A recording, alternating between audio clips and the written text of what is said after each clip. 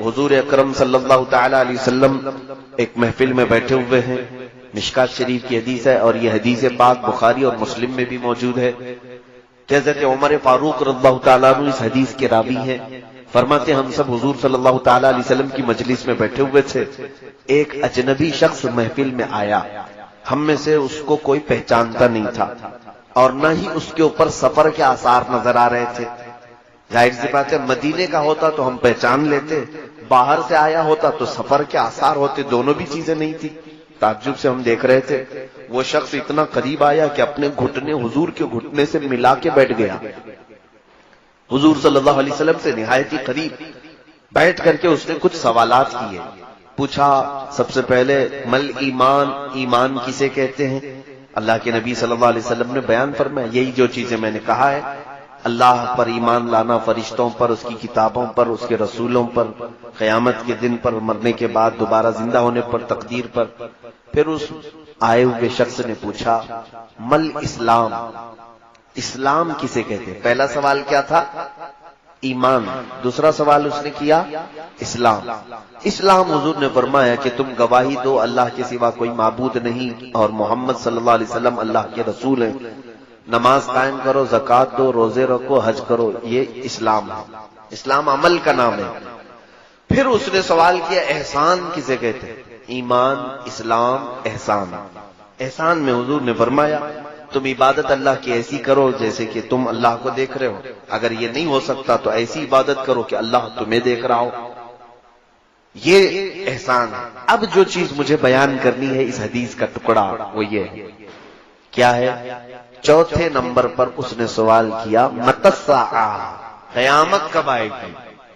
لیکن یہ پورے مجمع میں سوال ہو رہا ہے، صحابہ بھی بیٹھے ہوئے تھے، لیکن رسول کریم صلی اللہ تعالی علیہ وسلم نے اس سوال کے جواب کو الگ انداز میں بیان کر دیا، کیونکہ قیامت کا علم اللہ کے رازوں میں سے ایک راز ہے، سب کو آشکار نہیں کیا جائے گا۔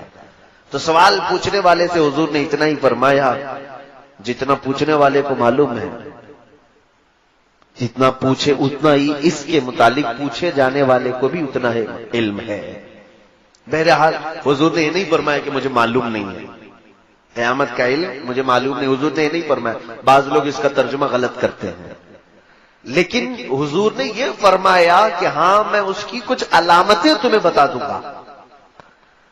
یہ نہیں بتایا کہ 10 جنوری کو 2025 کو، نہیں، محدد ٹائم نہیں، بلکہ یہ فرمایا کہ وہ آئے گی ضرور، ڈیٹ، پرٹیکولر ڈیٹ کی ضرورت نہیں، وہ کب آئے گی اس کی کچھ علامتیں میں بتا دیتا ہوں۔ اب حضور صلی اللہ علیہ وسلم نے اس محفل میں کچھ علامتیں گنوائیں، 2-4 علامتیں تو اس حدیث میں ہی موجود ہے۔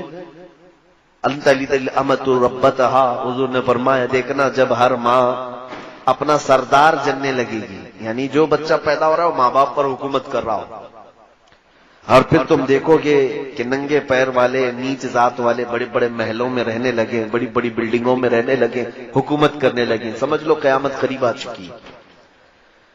یہ علم اٹھا لیا جائے گا، جاہلوں کو لوگ سردار بنا لیں گے، یہ نشانیاں حضور نے گنائی۔ وہ شخص چلا گیا۔ حضرت عمر فاروق رضی اللہ تعالیٰ عنہ فرماتے میں دیکھنے کے لیے باہر گیا تو شخص ملا ہی نہیں ان کو۔ رسول کریم صلی اللہ علیہ وسلم نے حضرت عمر کو بلایا، تم اس کو ڈھونڈنے کے لیے گئے تھے؟ کہا اتاکم جبرائیل یعلمکم دینکم، وہ جبرائیل تھے جو تمہارا دین سکھانے کے لیے آئے تھے۔ حضور صلی اللہ علیہ وسلم سے جو انہوں نے سوالات کیے وہ پوری محفل کو سکھانے کے لیے۔ میرے عزیزو آؤ اب اس حدیث سے ہم آگے بڑھتے ہیں۔ اللہ کے حبیب صلی اللہ تعالی علیہ وسلم نے اتنی علامات بتائی ہیں قیامت کے آنے کی کہ کوئی بھی دنیا کا انسان آج تک جو آیا ہے کسی بڑے حادثے کی اتنی اطلاعات اب تک نہیں دے سکا، کوئی بھی۔ موسم بتانے والے جو ایکسپرٹ لوگ ہوتے ہیں، ٹی وی میں آتے ہیں نا روز سوٹ بوٹ پہن کر کے، موسم کا تاپمان اتنا رہے گا، یہاں بارش آئے گی، وہاں ٹھنڈی آئے گی، یہ جس دن بولتے ہیں اس دن بارش آتی نہیں، اور جس دن یہ کہتے ہیں کہ نہیں آ سکتی ہے تو آ جاتی ہے، یہ تو گیس کر کے بولتے ہیں۔ لیکن کسی بڑے حادثے کی اطلاع آج تک کسی نے دی؟ سونامی آ کے چلا گیا، پہلے سے کسی نے بتایا تھا کہ ایک بہت بڑا سونامی آئے گا، نہیں بتایا. بہت بڑا زلزلہ. امریکہ آج ٹیکنالوجی کے ہائی لیول پر پہنچا ہوا ہے. سائیکلون اتنے زیادہ اس کے ہاں آتے ہیں امریکہ میں کہ وہ اپنے ملک کو بچا نہیں پاتے. جب طوفان آتے ہیں تو ان کے پاس اتنے بڑے بڑے ایکسپرٹ ہیں, کوئی ان حادثوں کی اطلاع ان کو کیوں نہیں دے پاتا؟ جاپان ٹیکنالوجی کا مرکز سمجھا جاتا ہے, ہمیشہ زلزلے ہوتے ہیں جاپان میں, کوئی پکا گھر نہیں بنا پاتا. تو کب زلزلہ آ رہا ہے ان کے ماہرین کیوں نہیں بتا پاتے؟ زلزلہ پروف عمارتیں بنا کر کے بھی ڈھہ جاتی ہیں. اور آسٹریلیا کے قریب جنگلات میں اتنی بڑی بڑی آگ لگ جاتی ہے اچانک, بڑا حادثہ. میں یہ کہنا چاہ رہا ہوں کسی بڑے حادثے کی اطلاع آج تک دنیا دے نہیں سکی. دنیا میں واحد شخصیت ہے محمد الرسول اللہ صلی اللہ علیہ وسلم, جنہوں نے دنیا کے سب سے بڑے بڑے حادثوں کی اطلاع 1400 سال پہلے دی. کیا کیا چیزیں ہو سکتی ہیں. اللہ کے حبیب صلی اللہ علیہ وسلم نے جو حادثوں کی اطلاع دی ہے اس میں ایک بال برابر بھی فرق نہیں آیا, سب واضح ہوتی چلی آئی. قیامت کی نشانیوں کو بزرگوں نے 2 حصوں میں تقسیم کیا ہے, علامات صغرا, علامات کبرا. علامات صغرا کا مطلب چھوٹی نشانیاں, علامات کبرا کا مطلب ہے بڑی نشانیاں. چھوٹی نشانیاں تقریباً پوری ہو چکی, جیسے حضور اکرم صلی اللہ تعالی علیہ وسلم کی یہ فرامین کہ ماں باپ کی نافرمانی کثرت سے ہونے لگے گی, وہ تو ہم دیکھ رہے ہیں. گانے باجے کی کثرت بہت زیادہ ہو جائے گی, وہ ہم دیکھ رہے ہیں. حضور اکرم صلی اللہ تعالی علیہ وسلم نے یہ بھی فرمایا قیامت کے قریب امانتیں ضائع کر دی جائیں گی. امانتیں ضائع کر دی جائیں گی یعنی خیانت کرنے والوں کا بہت زیادہ دور دورہ ہو جائے گا, وہ بھی ہم دیکھ رہے ہیں. جس کے پاس مال رکھو وہ کھا جائے, خیانت کرے. پھر اللہ کے حبیب صلی اللہ علیہ وسلم نے فرمایا دین کے معاملات نااہلوں کے ہاتھ میں آ جائیں گے. جاہل جو ہے بڑی بڑی کمپنیاں چلا رہے ہیں, جاہل جو ہے مدرسے چلا رہے ہیں, جاہل جو ہے یونیورسٹیاں چلا رہے ہیں, مسجدیں چلا رہے ہیں. نااہلوں کے ہاتھ میں یہ سارے کام آ جائیں گے. یہ بھی حدیث پاک میں تھا, وہ ظاہر ہو گئی. مسجدیں بہت بڑی بڑی بنا دی جائیں گی لیکن عبادت کرنے والے نہیں رہیں گے. یہ علامت تو صاف نظر آ رہی ہے. مسجدیں سجا دی جائیں گی, خوب زیب و زینت ہوگی لیکن عبادت کم ہوگی. یہ علامت حضور کی. تو یہ جو چھوٹی علامات ہیں یہ میں گنا رہا ہوں. یہ فرمایا حضور اکرم صلی اللہ علیہ وسلم نے کہ زنا عام ہو جائے گا. ایسے لوگ زنا کریں گے جیسے جانور راستوں پر کرتے ہیں. وہ آج یورپین کنٹریز میں آپ جا کر کے دیکھیں تو وہاں کوئی عیب نہیں. اور آپ تو یہاں ایک تہذیب والے شہر میں رہتے ہیں, میں ممبئی شہر میں رہتا ہوں. وہاں تو ہم ٹرینوں میں سفر کرتے ہوئے بھی کتراتے ہیں کہ ہمارے سامنے اگر کوئی جوڑا چپکا ہوا ہو تو ہم اسے دیکھ بھی نہیں سکتے اور بول بھی نہیں سکتے. اتنی آزادی ہے کہ آج حریت آزادی کے نام پر ہر چیز کر لی گئی. بلکہ اب تو ہندوستان اس ڈگر پر آ گیا کہ یہاں پر گےازم کو بھی لیگل قرار دیا جا رہا ہے. مرد مرد کی شادی ہو سکتی ہے, عورت عورت کی شادی ہو سکتی ہے. ہومو سیکسولیٹی پر قانون بن گیا 377 یا 70 کچھ تو ہے. پارلیمنٹ ہماری اس پر قانون بنائی. یعنی یہ دنیا میں ہم جانوروں کی حد تک آنے کی پوزیشن میں آ جاتے ہیں. یہ سب میرے عزیزوں چھوٹی نشانیاں ہیں.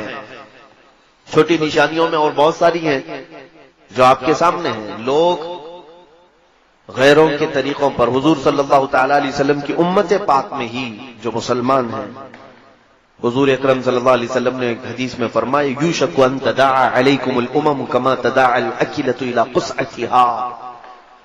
قیامت کے قریب تم دیکھو گے کہ میری امت پر ساری دنیا جھپٹ پڑے گی جیسے بھوکا برتن پہ جھپٹتا ہے. یہ بھی ہے آج ہر ایک کا ٹارگٹ مسلمان, ہر ایک کا ٹارگٹ اسلام ہے, جتنی بھی قومیں دنیا میں ہیں. حضور سے صحابہ نے پوچھا بھی تھا یومئذ نحن من قلۃ یا رسول اللہ, اے اللہ کے رسول کیا آپ کی اس امت پر جو ساری قومیں جھپٹ پڑیں گی کیا ہم تعداد میں بہت تھوڑے ہوں گے, بہت کم ہوں گے؟ یہ حدیث سنیے آپ. حضور صلی اللہ علیہ وسلم فرماتے ہیں وَلَكِنَّكُمْ كَثِيرُونَ غُثَاءً كَغُثَاءِ الْبَحْرِ. فرماتے نہیں, تمہاری تعداد تو بہت زیادہ ہوگی لیکن تمہاری حیثیت سمندر کے جھاگ کی طرح ہوگی. سمندر کا جھاگ ہوا آنے سے اڑ جائے گا، پیورٹی نہیں باقی رہے گی، اخلاص نہیں ہوگا، ایمان نہیں ہوگا.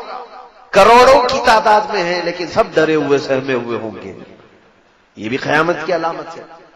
اور حضور اکرم صلی اللہ تعالی علیہ وسلم فرماتے ہیں وَلَيَقْذِفَنَّ اللَّهُ عَلَىٰ قُلُوبِكُمْ الْوَهْنَ، تمہارے دلوں پر اللہ رب العزت وہن ڈال دے گا. وہن. صحابہ نے پوچھا مل وہن یا رسول اللہ، وہن کسے کہتے ہیں؟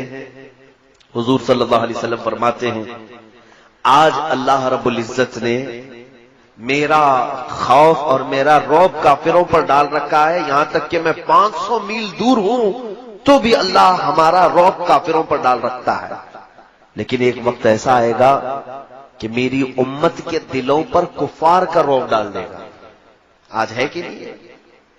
ہر کوئی ڈرا ہوا ہے. حضور صلی اللہ تعالی علیہ وسلم کی بات حق ہے. حضور نے فرمایا ایک وقت ایسا آئے گا کہ تمہارے دلوں پر کفار و مشرکین کا خوف اور ان کا رعب ڈال دیا جائے گا. صحابہ نے پھر پوچھا ایسا کیوں ہوگا کہ ہمارے دلوں پر؟ حضور نے فرمایا دو چیزیں جب ان کے اندر آ جائیں گی، حب الدنیا و کراہیت الموت. جب دنیا بہت زیادہ ان کو پیاری لگنے لگے، صرف دنیا دنیا دنیا، اور پھر موت سے یہ ڈرنے لگ جائیں، تو یہ دو چیزیں جس وقت میری امت میں آ جائیں اللہ تعالیٰ ان کے دلوں پر کافروں کا خوف ڈال دے گا، ان کا رعب پیدا کر دے گا. شاید یہ دو چیزیں ہمارے دلوں میں آئی گئی ہیں. ہر ایک کو اپنا کچھ بنانا ہے، سیلفش ہیں ہم، ہر ایک کو صرف اپنی دنیا بنانی ہے، اور اس کے بعد پھر کوئی مرنا نہیں چاہتا ہم میں سے. ارے میاں مسلمان کے لیے تو موت بڑی نعمت کی چیز ہے کہ اللہ سے ملاقات ہوتی ہے. الموت جسر یوصل الحبیب الی الحبیب. موت ایک برج کا نام ہے، ایک حبیب کو دوسرے حبیب سے ملا دیتی. بہرحال یہ تھی چھوٹی علامتیں.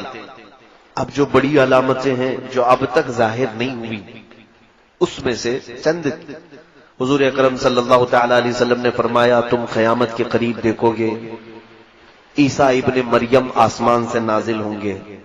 عیسیٰ علیہ السلام جو آسمانوں پر اٹھائے گئے ہیں، یہ عیسائیوں کا عقیدہ ہے کہ ان کو صلیب پر چڑھا دیا گیا، ان کو پھانسی دی گئی، اسی لیے بیچارے ایک کراس کا نشان پہنتے ہیں آج بھی، ان کو لٹکا کر کے گھومتے ہیں. جبکہ قرآن کہتا ہے وَلَٰكِنْ شُبِّهَ لَهُمْ وَمَا قَتَلُوهُ وَمَا صَلَبُوهُ وَلَٰكِنْ شُبِّهَ لَهُمْ. اللہ فرماتا ہے نہ ہی یہودیوں نے عیسیٰ کو قتل کیا ہے اور نہ ہی پھانسی دی ہے، بلکہ ان کو شبہ میں ڈال دیا گیا ہے.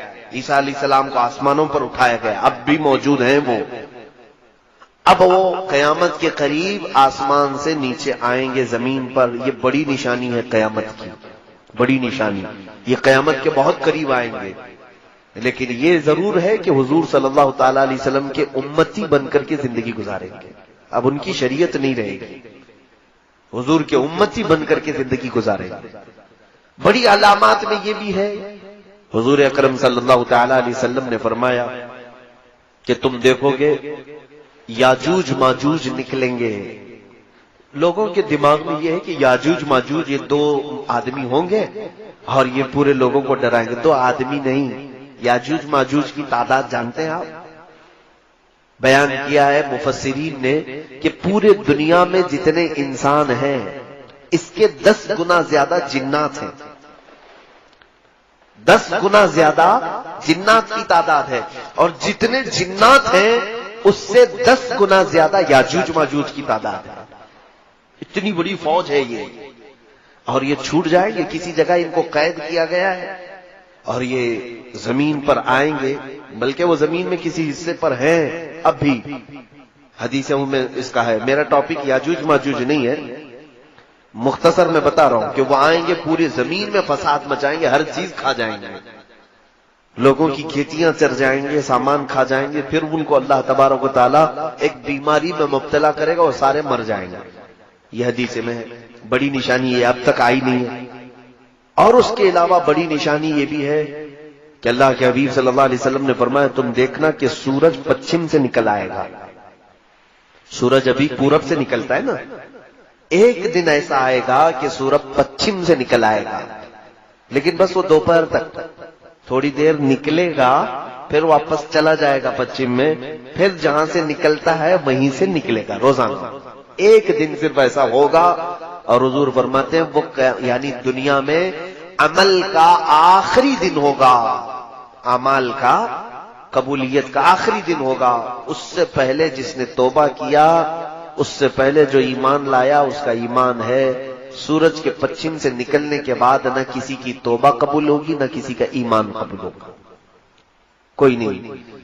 میرے عزیزو، ہمیں یہ معلوم نہیں، ہم راتوں کو سوتے ہیں، پتہ نہیں کون سی صبح سورج پچھم سے نکل آئے۔ ڈر بھی نہیں ہے، ہمیں خوف بھی نہیں ہے۔ یہ بڑی علامتوں میں سے، اس کے علاوہ بڑی علامتوں میں سے حضور اکرم صلی اللہ علیہ وسلم نے فرمایا، تم دیکھو گے کہ آدم علیہ السلام کے پیدائش سے لے کر قیامت آنے تک کا سب سے بڑا فتنہ دنیا میں اگر کوئی چیز ہے، حضور فرماتے ہیں وہ دجال کا ظاہر ہونا۔ دجال، اسی پر آپ مجھے بولنے کے لیے کہا ہے، دجال کا ظاہر ہونا۔ یہ دجال ہے کیا چیز، اس پر میں ڈیٹیل میں آؤں گا، پہلے یہ علامتیں ختم کر لیتے ہیں۔ دجال کا ظاہر ہونا یہ قیامت کی سب سے بڑی علامت ہے، لیکن ساتھ میں ایک اور نشانی ہے، دابۃ الارض، ایک جانور نکلے گا جس کے ہاتھ میں ایک لاٹھی ہوگی، موسیٰ علیہ السلام کی وہ لکڑی ہوگی، اس کے ہاتھ میں سلیمان علیہ السلام کی انگوٹھی ہوگی۔ وہ جانور پوری دنیا میں گھومے گا، انسان نما جانور ہوگا، اور وہ مسلمانوں سے بھی ملے گا، کافروں سے بھی ملے گا۔ تو جس کو ایمان والا وہ دیکھے گا، اس کی پیشانی پر موسیٰ علیہ السلام کے عصا سے لکیر کھینچ دے گا، اور جس کو کافر وہ دیکھے گا اپنی انگوٹھی سے اس پر سکہ مار دے گا۔ تو جس کے پیشانی پر نشان لگ گیا وہ مومن ہی انتقال کرے گا، اور جس کی پیشانی پر اس نے انگوٹھی سے تھپا مارا وہ کافر ہی مرے گا۔ وہ لاسٹ فائنل کرنے کے لیے آتا ہے دابۃ الارض۔ لیکن اس سے پہلے دجال آئے گا، دجال کا ظہور، یہ ایک بہت ہی امپورٹنٹ چیز ہے میرے عزیزوں۔ لیکن حیرت کی بات ہے، ہم آج تذکرہ کر رہے ہیں، مجھے ٹینشن نہیں، میں حدیثیں پڑھ رہا تھا۔ دجال کے آنے کا خوف ہونا چاہیے۔ حضور صلی اللہ تعالی علیہ وسلم اپنی دعاؤں میں یوں عرض کیا کرتے تھے، اللہم انا نعوذ بک من فتنة المسیح الدجال، اے اللہ ہم تیری پناہ مانگتے ہیں مسیح دجال کے فتنے سے۔ آپ بھی دعاؤں میں اس کو شامل رکھیں۔ فرمایا کہ جب وہ دجال ظاہر ہوگا تو اس قدر آزمائش میں مبتلا کر دیا جائے گا ایمان والوں کو، وہ 40 دن میں پوری دنیا گھوم لے گا، بہت فاسٹ ہوگا، پوری دنیا میں جائے گا، اور اس کے ایک ہاتھ میں جنت، ایک ہاتھ میں دوزخ کی شکل وہ بنا کر کے لائے گا، دکھائے گا۔ اصلی جنت اور اصلی دوزخ نہیں، لیکن وہ لوگوں کو یہ دکھائے گا کہ میرے سیدھے ہاتھ کی طرف دیکھو، اس میں باغیچے ہیں، لہلہاتے ہوئے باغ ہیں، اس میں نہریں ہیں، اور بائیں ہاتھ میں آگ اگل رہی ہے۔ اس کا منشا اور اس کا مقصد کیا ہوگا؟ وہ کہے گا مجھے خدا بولو، میرے سامنے سجدہ کرو۔ تو اگر کوئی اس کو سجدہ کرنے سے انکار کرے، حدیث پاک میں اس کی دونوں ٹانگیں پکڑ کر چیر دے گا اس مومن کو، یا تو پھر کھولتے ہوئے تیل میں ڈالے گا، یا پھر وہ اپنی جلتی ہوئی آگ میں ڈالے گا، بہت سخت شدت کی تکلیف دے گا۔ اور جو اسے خدا مان لے، اس کے سامنے سجدہ کرے، وہ اس کو اپنی جنت میں ڈال دے گا۔ وہ لاکھوں کی تعداد میں لوگوں کو کافر بنائے گا، لاکھوں کی تعداد۔ اور یہ کوئی بعید بات نہیں لگتی مجھے، کیوں؟ آج کی سچویشن میں دیکھ رہا ہوں، یہاں کوئی بابا، لٹھ والا بابا اگر جیب سے ایک سکہ نکال کر کے دے دے تو لوگ سجدہ کرنا شروع کر دیتے ہیں۔ ارے بڑے پہنچے ہوئے بابا، ان کے بارے میں کچھ بھی مت بولنا۔ تو یہاں جو باباؤں سے بہک جاتی ہے پبلک، وہ دجال سے کیسے نہیں بہکے گی؟ دجال تو بہت بڑے بڑے کارنامے کر کے دکھائے گا، وہ خالی سکے نکال کر کے نہیں، میرے عزیزو حدیث پاک میں ہے، وہ آسمان سے بارش برسا کے دکھائے گا، زمین سے سبزہ اگا کے دکھائے گا۔ یہ کہے گا کہ میرے حکم سے بارش برستی ہے، میرے حکم سے زمین سبزے اگاتی ہے، تو مجھے خدا مانو۔ تو لوگ، ظاہر سی بات ہے، آپ بارش برسانا اللہ کا کام ہے، زمین سے سبزے اگانا اللہ کا کام ہے، تو بہت سارے لوگ یہی کہیں گے کہ خدا ہمارا زمین پر اتر پڑا، چلو اسی کی عبادت کرو۔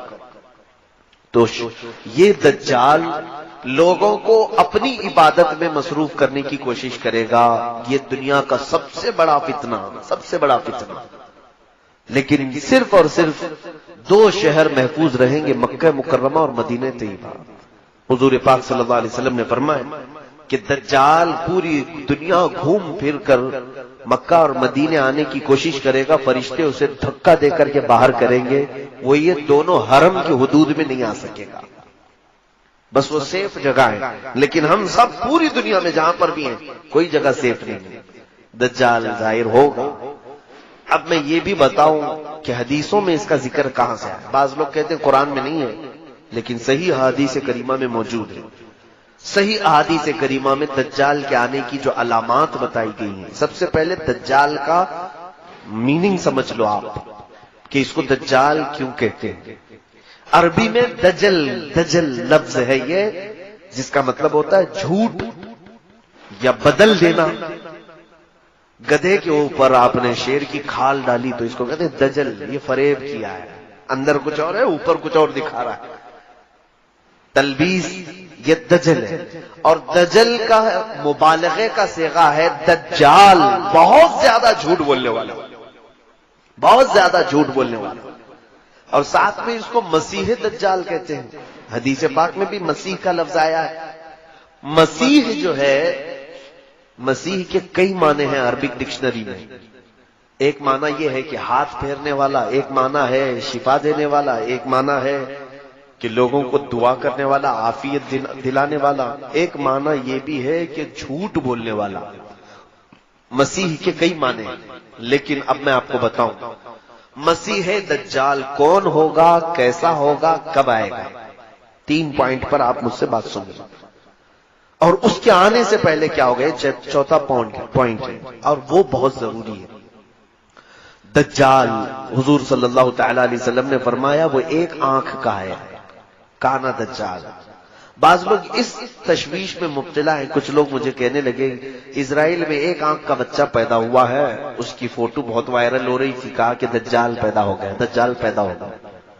تو سوال میرے پاس یہ آیا کہ دجال پیدا ہوگا یا کہیں سے نکلے گا. حدیث پاک ہے ابو داؤد شریف کی، دجال پیدا نہیں ہوگا، وہ آلریڈی ابھی ہے، کسی جزیرے میں ہے. حضور پاک صلی اللہ تعالی علیہ وسلم ایک دن مسجد نبوی شریف میں تاخیر سے عشاء کی نماز پر آئے.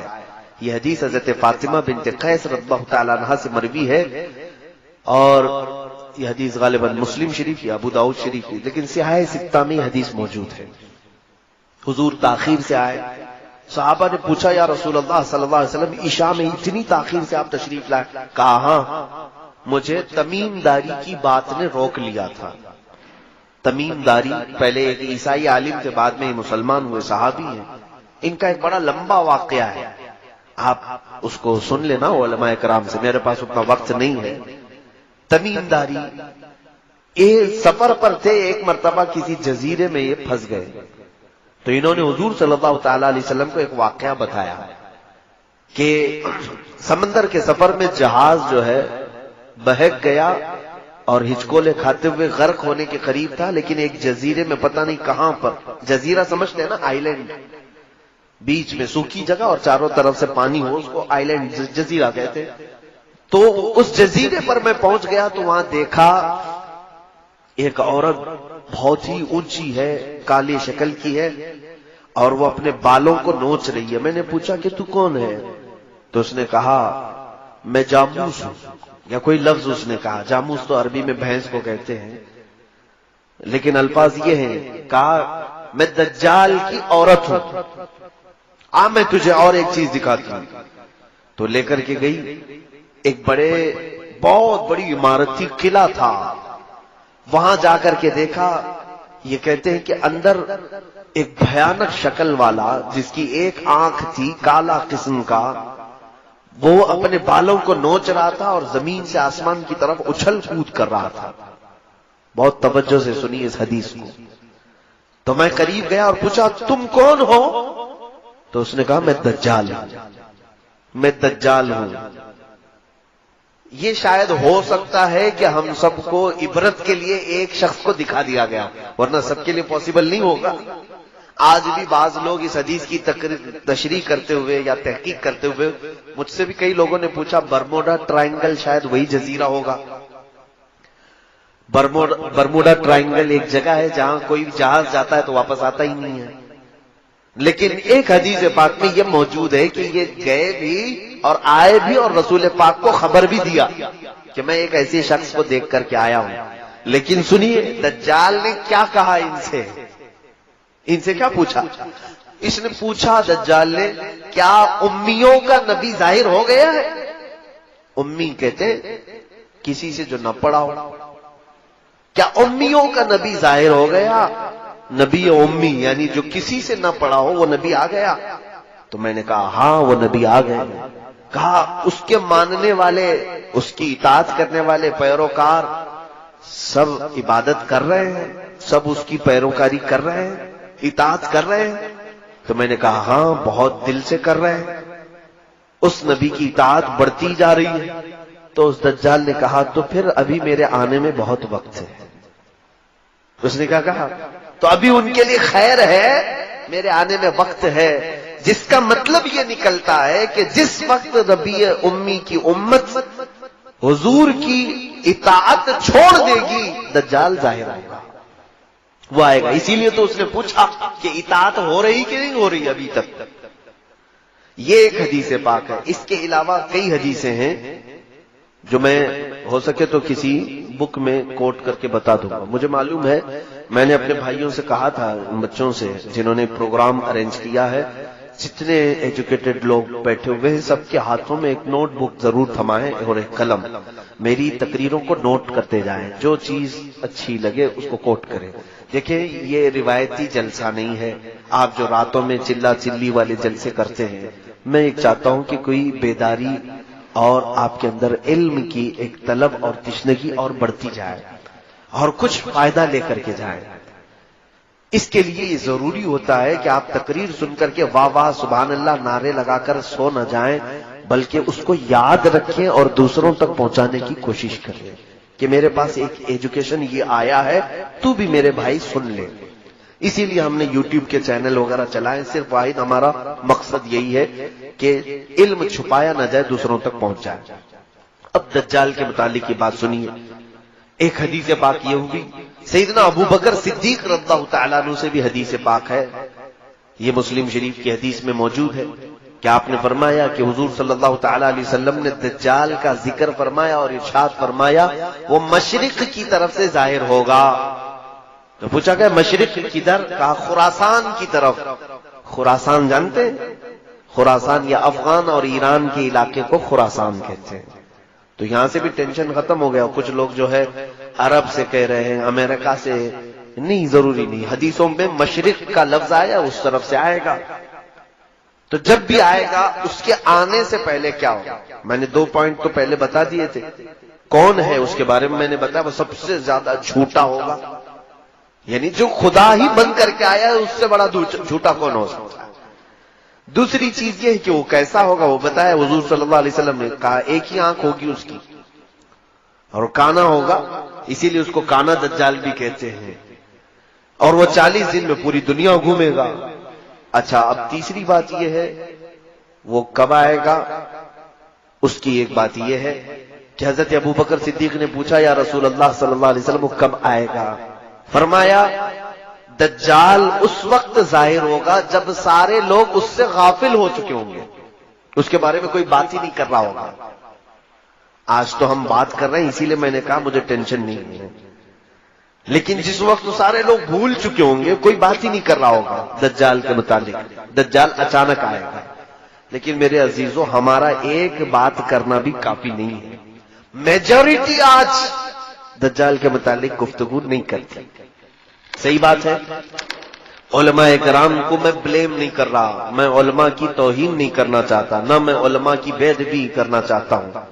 لیکن آج ہو سکتا ہے یہ مصلحت ہوگی. میں نے کثرت سے علماء کو دیکھا دجال کے متعلق یا اس ٹاپک پر نہیں بول رہے. شاید یہ حدیث پاک میں اسی لیے کہا گیا جس وقت سارے لوگ بھول چکے ہوں گے دجال کو تب دجال آئے گا. تو بھول گئے ہیں آج. دوسرے سارے ٹاپک پہ ہم گفتگو کرتے ہیں، اس پر نہیں. جب تک دجال سے لوگوں کو ہم ڈراتے رہیں گے، اس کے فتنے سے پناہ مانگتے رہیں گے لوگ، وہ نہیں آئے گا، وہ نہیں آئے گا۔ اب اس کے آنے سے پہلے کیا ہوگا، یہی میرا ٹاپک ہے۔ فرمایا گیا کہ جھوٹ کو سچ کر دیا جائے گا اور سچ کو جھوٹ بنا دیا جائے گا۔ پوری دنیا میں آج اس مشن پر پورا بہت بڑے پیمانے پر کام ہو رہا ہے۔ جھوٹ کو سچ بنا دو اور سچ کو جھوٹ بنا دو، اور اس میں سب سے بڑا اگر کوئی رکن ہے دجال کا تو وہ میڈیا ہے۔ اسی لیے میں اپنی تقریروں میں ہمیشہ یہ کہتا ہوں، لوگ گودی میڈیا کہنے لگے، گودی میڈیا نہیں، ان کو دجالی میڈیا کہو۔ دجال کے پلان پر عمل ہو رہا ہے، یعنی جتنا جھوٹ ہے اس کو اتنا مسالہ لگاؤ، اتنی بار بولو کہ سچ لگنے لگ جائے، اور کسی سچ کو اتنا چھپا دو کہ لوگ بھول جائیں کہ وہ کوئی جھوٹی بات ہوتی۔ یہ آج ہو رہا ہے کہ نہیں ہو رہا ہے؟ اور گناہوں کو سجا کر کے پیش کیا جائے گا کہ نئی نسل کو یہ لگے گا کہ یہ نیکی کا کام ہے۔ آج سود کو انٹرسٹ کا نام دیا گیا، فائنانس کا نام دیا گیا، نئے نئے نام دے رہے ہیں۔ گناہ تو وہی ہے نا، شراب کو الگ الگ نام دیے جائیں گے سجا کر کے۔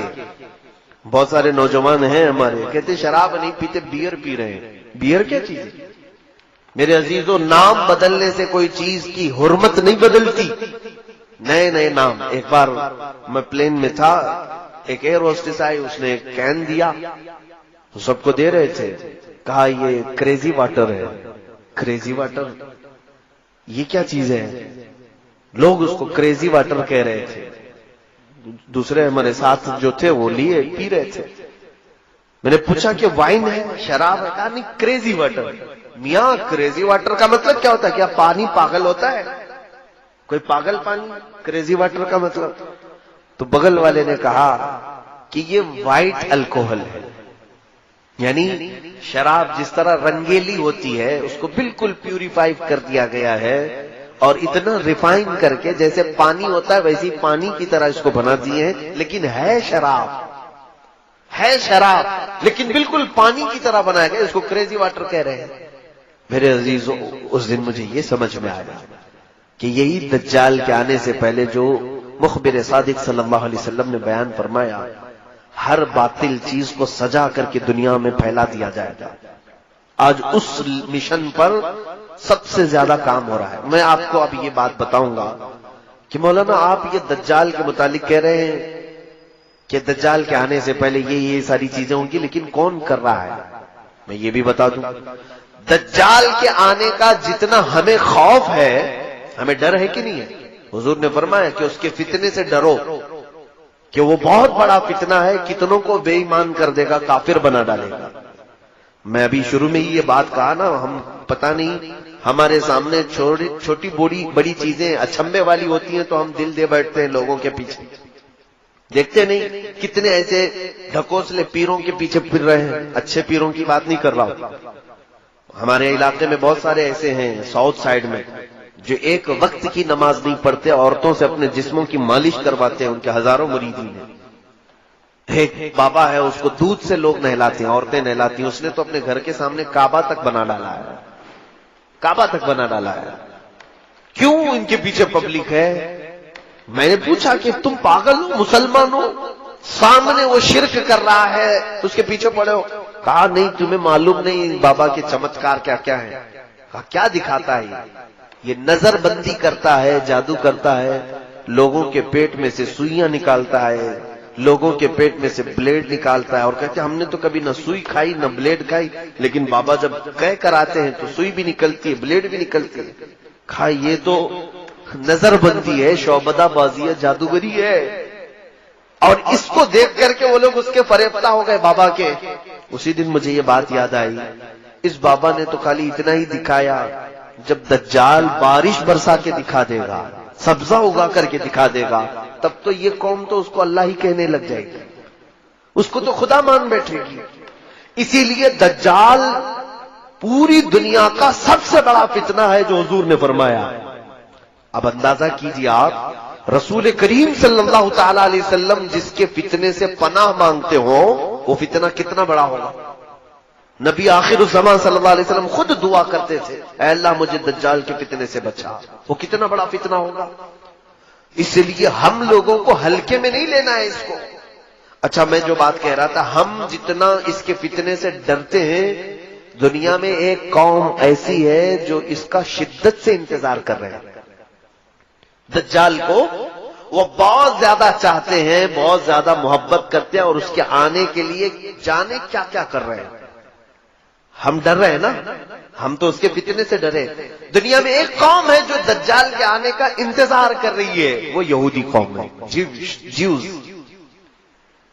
جیوز جو ہیں، یہودی اسرائیلی. میں اس کو کھل کر کے بول رہا ہوں.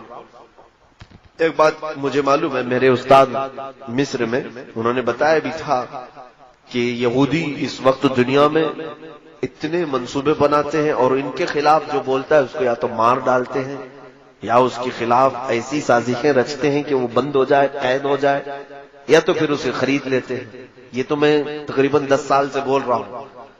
مجھے اس بات کا خوف نہیں ہے.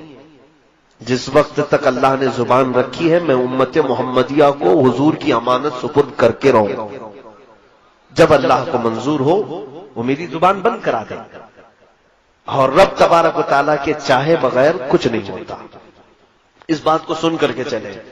اگر کسی کو سننے میں اور محفل میں بیٹھنے سے ڈر لگتا ہے کہ یہ کوئی ہاٹ ہارر ٹاپک ہے، تو خدا حافظ کہہ سکتے ہیں، اپنے بستر پہ جا بھی سکتے ہیں. میری طرف سے کوئی زور زبردستی نہیں ہے بیٹھنے کی. لیکن اگر کسی کو کچھ نالج لینا ہے تو بیٹھ سکتے ہیں.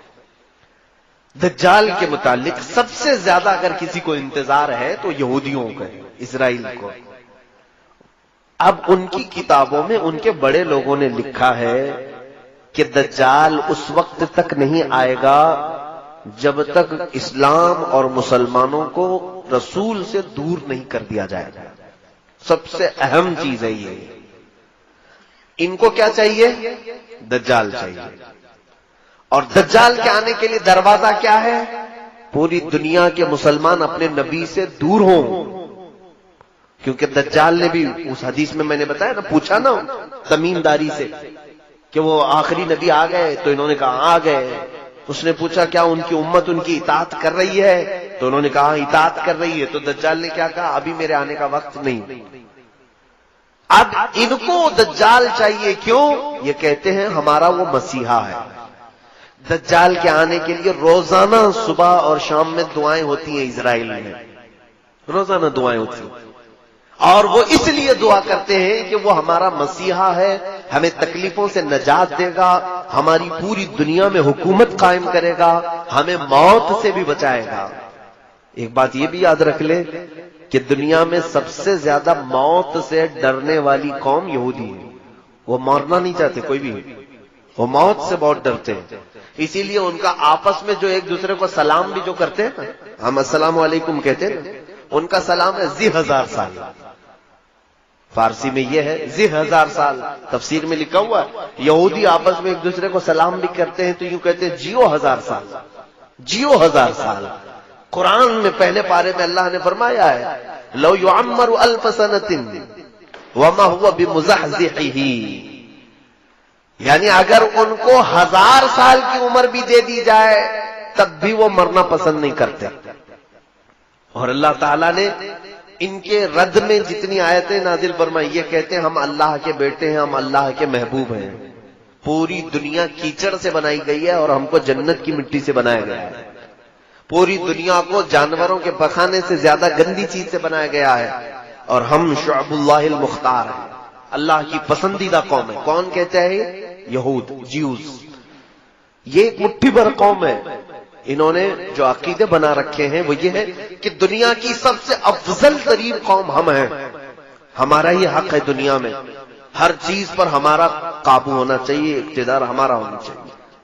یہ قوم ایسی ہے، یہ پوری دنیا میں کہتے تھے وقالت الیہود نحن ابناء اللہ واحباؤہ.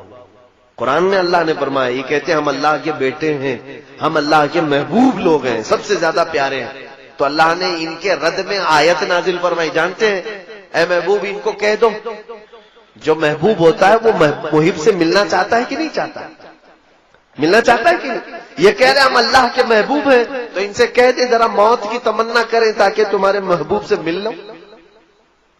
اور اللہ فرماتا وَلَن يَتَمَنَّوْهُ أَبَدًا، ہرگز یہ تمنا بھی نہیں کریں گے مرنے کی. جھوٹ بولتے ہیں. اللہ کے تم محبوب ہو تو پھر مرنے کی تمنا کیوں نہیں کرتے؟ جو محبوب ہوتا ہے وہ چاہتا ہے کب میں دنیا سے جاؤں میرے مولا سے ملاقات کروں. تو یہاں پر یہ قوم ایسی ہے جو مرنا نہیں چاہتی. جو امپورٹنٹ بات ہے وہ میں آپ کو بتا دوں، بہت زیادہ مسئلہ پھیلانے سے کوئی مطلب نہیں ہوگا. کل خلاصہ ملا کر کے میں آپ کو بتا دوں کہ دنیا میں اتنا اتھل پتل یہ کیوں مچائیں. سب کو اب تقریباً نوجوانوں کو معلوم ہو چکا ہے الومیناتی کیا ہے، فری میسن کیا ہے، اور پھر یہ جتنی ان کی تنظیمیں ہیں خفیہ تنظیمیں یہ کیا ہیں. سیکریٹ اب تو کچھ نہیں رہ گیا، یہ سب پورا ظاہر ہو گیا. 1 آئی یہ ایک آنکھ کی علامت کیا ہے، ٹرائنگل کیا ہے، 66 کیا ہے، یہ سب یہودیوں نے بنائی ہوئی علامتیں. میں بہت سرسری انداز میں جا رہا ہوں کیونکہ پڑھا لکھا طبقہ بیٹھا ہوا ہے، اور اگر نہیں معلوم ہے تو میرے ان اشاروں پر آپ انٹرنیٹ میں سرچ کرو اور معلوم کرو کہ یہ چیزیں کیا ہیں. یہودیوں کی خفیہ تعلیمات ہیں. لیکن آپ یہ ہم سے پوچھیں گے آخر یہ کیوں ایسا کر رہے ہیں، ان کو کیا فرق پڑتا ہے، ہمارے پیچھے کیوں پڑے؟ پوری دنیا میں یہ نظام کیوں چینج کرنا چاہتے ہیں، کیوں پوری دنیا کو رد و بدل کرنا چاہتے ہیں؟ ایک ہی ان کا مقصد ہے. کیا ہے جانتے ہیں؟ یہ مرنا نہیں چاہتے، موت ان کو پسند نہیں ہے، اور یہ ہمیشہ جینا چاہتے ہیں. دنیا کی ہر چیز پر کنٹرول کر لیا لیکن موت پر کنٹرول نہیں ہو پا رہا. اب موت کس کے ہاتھ میں ہے؟ کس کے ہاتھ میں؟ اللہ رب العزت. ان کو بھی معلوم ہے، ان کو بھی معلوم ہے موت اللہ کی طرف سے آ رہی ہے. تو کیوں نہ ہم ڈائریکٹ اس اللہ کو ہی ختم کر دیں. معاذ اللہ رب العالمین. یہ پلاننگ ہے، اور یہ میں کہہ نہیں رہا ہوں، آلریڈی یہ پہلے ہو چکا ہے. ایک ڈاکٹر ہیں، میں نام ذکر نہیں کر رہا ہوں، وہ عیسائیوں کے ایک بڑے ماہر محقق ہیں. انہوں نے بھی اس چیز کی تحقیق میں لکھا ہے کہ پہلے کے دور میں نمرود کی جب حکومت تھی تب بھی یہ یہودی تھے. تو ان لوگوں نے کیا کیا تھا، نمرود جو بادشاہ ہے اس نے ایک بہت بڑا محل بنایا تھا. نمرود بھی بہت لمبی عمر تک جیا، بہت بڑی طاقت تھی، وہ خدا کہلاتا تھا اپنے آپ کو، لوگوں سے سجدے کرواتا تھا. لیکن اب اس کو بھی ایک ہی ٹینشن تھا، کیا؟ موت کا. مر جاؤں تو سارا خدا ختم، سڑ گیا. اس کو بھی موت نہیں چاہیے تھی. اس نے کیا سوچا، پوری دنیا پر میرا کنٹرول، پورے لوگ میرے سجدہ کر رہے ہیں، تو کیوں نہ میں پوری پبلک کو ملا کر کے فوج بنا لوں اور اس خدا سے لڑ لوں. ایک بار ٹرائی کر کے دیکھتے ہیں. اس خدا کو مار کے گرا دیں گے تو پھر اب موت حیات سب ہمارے ہاتھ میں آ جائے گی. یہ پلاننگ اس وقت اس نے کیا تھا. یہ ہماری کتابوں میں نہیں ہے لیکن پرانی دوسری مقدسات میں موجود ہے. تو اب اس نے ایک بہت بڑا ورلڈ ٹاور بنایا تھا، اس زمانے کا بہت اونچا ایک محل بنایا، عمارت بنایا، اور دنیا بھر کے سارے لوگوں کو ایک جگہ جمع کیا. سب کی زبان ایک بنایا، کہا لینگویج الگ الگ نہیں ہونی چاہیے، سب کی ایک ہی زبان. آپس میں سارے لوگ میرے وفادار، اور سب کو ٹریننگ دیا کہ خدا کے ساتھ لڑنا ہے. سب کو خدا کا باغی بنا دیا سب کو، اور سارے جوش میں، اور اتنی بلند عمارت بنائے. پوچھا گیا کیوں بنا رہے ہو؟ کہا اس پر چڑھ کر کے آسمانوں میں جاؤں گا، اس سے جنگ کروں گا خدا کو اور اس کو گرا دوں گا. میرے پاس پوری دنیا کی پبلک بھی ہے. نشے میں چور آدمی کہاں تک سوچتا ہے. سیاست بہت گندی چیز ہو جاتی ہے کبھی کبھار. آدمی خدا بننے کی کوشش کر ڈالتا ہے اور خدا کو مارنے کی کوشش کرتا ہے. معاذ اللہ رب العالمین.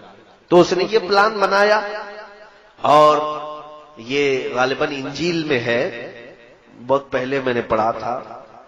اس نے عمارت بنایا اور اوپر چڑھا بھی.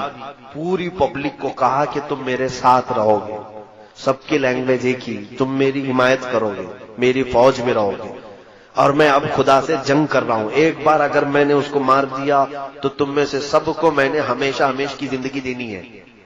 ٹینشن مت لینا. کسی کو 2000 سال چاہیے لکھوا لو، میں 2000 سال دے دوں گا. کسی کو 5000 سال چاہیے میں دے دوں گا. تو سارے لوگ بہت شوق میں تھے کہ مرنا ہی نہیں ہے، چلو یہ ایک کام کر کے دیکھ لیتے ہیں. اب جب وہ اوپر چڑھا تو اب دیکھیے مقدسات جو کتابیں ہیں وہ کہتی ہیں اللہ رب العزت نے اپنے فرشتوں میں سے ایک فرشتے کو فرمایا کہ آؤ میرے بندوں میں سے ایک بندے نے بڑی بلند عمارت بنائی ہے، چلو ذرا دیکھ لیں۔ اللہ رب العزت نے فرمایا اور آسمانوں کی طرف نزول فرمایا، اور اپنے ایک فرشتے کو، اللہ تعالیٰ کے فرشتوں کی تعداد کسی کو نہیں معلوم ہے کتنے لاکھ، کتنے کروڑ، کتنے ارب، بلکہ اندازہ کرنے کے لیے ایک صرف میں حدیث بتا دوں، جب بھی بارش ہوتی ہے نا، حضرت ابن عباس فرماتے ہیں ہر قطرے کو ایک فرشتہ زمین پر رکھ کر جاتا ہے، اوپر سے برسایا نہیں جاتا، ایک ایک قطرے کو ایک ایک فرشتہ زمین پر رکھ کر جاتا ہے۔ بارش کے قطرے نہیں گن سکتے تو فرشتوں کو کہاں گن سکتے؟ تو اتنے لاتعداد فرشتے ہیں، اس میں سے صرف ایک ہی فرشتے کو اللہ نے فرمایا تم جاؤ ذرا نیچے اپنے پر ہلاؤ۔ وہ فرشتہ نیچے آیا، جبرائیل کو نہیں بھیجا، میکائیل کو نہیں، اسرائیل کو نہیں، بڑے مقام والے فرشتے، ایک فرشتے کو بھیجا، اور وہ فرشتہ نیچے زمین پر آیا۔ اس نے صرف اپنے پر ہلایا تھا کہ یہ پوری دنیا غرق ہو گئی، اس کا سارا محل ڈھہ گیا، نمرود تباہ ہو گیا۔ اور اس کے بعد پھر یہ جتنے لوگ بچے تھے، کچھ اکثر تو مر گئے، جتنے بچے تھے اللہ نے فرمایا ان کی سب کی زبان کو الگ کر دو، سب کی زبان ڈیوائیڈ کر دی گئی، اس کی زبان الگ، اس کی زبان الگ، اس کی زبان الگ۔ یہ بھی اللہ کی حکمتوں میں سے ہے کہ یہ پھر ایسی پلاننگ کرنے کے لیے سب جمع نہ ہو جائے، الگ الگ کر دی گئی۔ یہ دوسری کتابوں میں موجود ہے، تو یہ پلاننگ ان کے دماغ میں آج بھی چل رہی ہے۔ فلاپ تو ہوا تھا آئیڈیا پرانے زمانے کا، اب جو اسرائیل ہے، یہودی ہے، اور اسی مقدس کتاب میں یہ بھی لکھا گیا ہے کہ اے لوگوں دیکھنا قیامت کے قریب ایک بار اور اس طرح کی کوشش کی جائے گی۔ اب بات سمجھ میں آئی آپ کے؟ اس طرح پہلے خدا سے لڑنے کا ایک پلان کیا انہوں نے، فلاپ ہو گئے اور مار دیے گئے۔ اب ان کو جدید ٹیکنالوجی پر، نیو ٹیکنالوجی پر اتنا بھروسہ ہے، انہی مقدسات میں کہا گیا ہے دیکھنا قیامت سے قریب ایک بار اور یہ چیز کوشش کر لیں گے۔ اب مجھے یہی لگتا ہے، یہ حدیثوں میں تو ہے نہیں کہ یہ لوگ خدا سے لڑنے کے لیے کوشش کریں گے، لیکن ان کی کتابوں میں لکھا ہوا ہے، یہودیوں کی۔ اب مجھے یہی سمجھ میں آتا ہے اسی پلاننگ کے تحت یہ اسی انداز سے چل رہے ہیں۔ ان کو ایک مسیحا چاہیے ہے، وہ دجال ہے جو خدا کا دشمن ہے، اور انہیں معلوم ہے دجال کا پاور کیا ہے، 40 دن میں پوری دنیا میں گھومے گا، لوگوں کو آسمان سے بارش برسا کے دکھائے گا، زمین سے سبزے اگا کر کے دکھائے گا۔ ان کو ایک ایسا پاورفل آدمی چاہیے جو خدا سے لڑ سکے، اس لیے وہ انتظار کر رہے ہیں۔ دوسرے ان کو کیا چاہیے، پوری دنیا کی لینگویج ایک ہونی چاہیے، تو یہ گلوبل لینگویج کے طور پر انگلش کو مشہور کر بھی رہے ہیں کہ سب کی کنیکٹ کرنے والی، سب کو کنیکٹ کرنے والی زبان انگلش ہونی چاہیے، سب کی کرنسی ایک بنانا چاہتے ہیں، اور آج تقریباً یہ کر بھی چکے، ڈالر پوری دنیا کی کرنسی بنتی جا رہی ہے، تقریباً ہر ملک اپنی ٹریڈنگ ڈالر میں کرنا چاہتا ہے، پوری دنیا کی ایک کرنسی ہو، ایک لینگویج ہو۔ اور آپ دیکھنا اکثر ان کے جتنے بڑے پریزیڈنٹ ہوں یا جو سٹارز ہیں، وہ اپنے بیانوں کے بیچ بیچ میں ون ورلڈ آرڈر یہ بات کہہ جاتے ہیں۔ نوجوان طبقہ اس کو نوٹ کر لے، one world order. One world order کا مطلب یہ ہوتا ہے ایک دنیا ایک حکم پر چلے، الگ الگ کنٹری نہیں چاہیے ہم کو، الگ الگ سیاست نہیں چاہیے، پوری دنیا ایک ہی حکومت پر، ایک ہی آرڈر پر چلے، یہ ان کا پلان ہے۔ کیوں میاں، کیوں پوری دنیا کو ون ورلڈ آرڈر میں ڈال رہے ہیں آپ؟ وہی پلاننگ جو نمرود کر چکا تھا کہ خدا سے لڑنا ہے، پوری دنیا کو پھر سے جمع کرو، ساری ٹیکنالوجی جمع کرو۔ اسی لیے یہ اسپیس میں بھی بھیج رہے ہیں کہ جا کے دیکھ کر کیا ہے، سب تصویریں لے کے آئے کہاں خدا بیٹھتا ہے، معاذ اللہ رب العالمین۔ میرے عزیزو، میں ان ترقیات کے خلاف نہیں ہوں، اسپیس کے خلاف نہیں ہوں، میں چاند کے بارے میں گفتگو نہیں کر رہا ہوں، لیکن بعض محققین نے کہا کچھ لوگوں کی شرارت یہ ہے جیوز میں سے جو ہر نئی ٹیکنالوجی کو خدا کے خلاف سوچتے ہیں۔ یہودیوں میں بھی، آج میں پورے یہودیوں کی بات نہیں کر رہا، بہت سارے یہودی وہ ہیں جو ان شرارتوں کو بالکل پسند نہیں کرتے ہیں، وہ تورات انجیل پر یقین رکھتے ہیں، ایمان رکھتے ہیں. عیسائیوں میں بھی سارے نہیں ہیں، وہ بھی اپنی مقدسات پر ایمان رکھتے ہیں. لیکن کچھ ایسے ہیں جن کو عباد الشیطان کہا جاتا ہے. یہودیوں میں ایک تنظیم ایسی نکلی جو ڈیول ورشپرز ہیں، یعنی شیطان کی عبادت کرتے ہیں، پوجا کرتے ہیں. یہ ان کا پورا کیا ہوا ہے، پوری دنیا کو بدلا ہوا. اب سنیے، اب یہ پوری دنیا میں کیا ہنگامہ مچا رہے ہیں، کیا ہنگامہ مچائیں گے. میں باخبر ضرور کرنا چاہوں گا ہر بچے کو، ہر جوان کو. میں نے مصر میں ایک کتاب پڑھی تھی، تقریباً وہ 150 سال پہلے کی ایک میٹنگ ہوئی تھی. حاخام کہتے ہیں یہودیوں کو، مولانا پڑھے ہوئے.